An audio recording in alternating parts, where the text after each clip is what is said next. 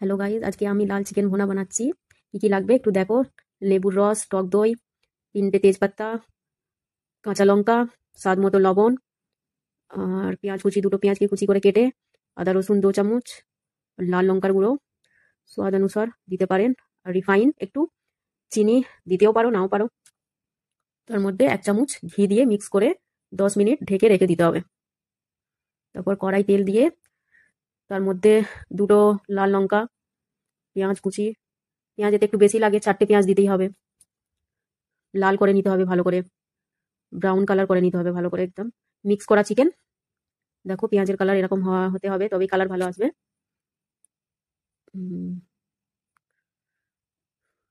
Chicken দিয়ে ভালো করে নেড়ে নিয়ে যতক্ষণ না জলটা শুকোচ্ছে ততক্ষণ ঢাকা দিয়ে রাখতে হবে।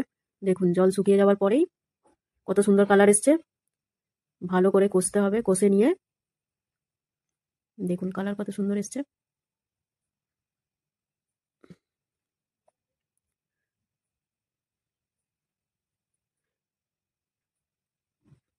লাল চিকেন ভুনা খেতে খুবই সুন্দর, একবার বানিয়ে দেখবেন অবশ্যই।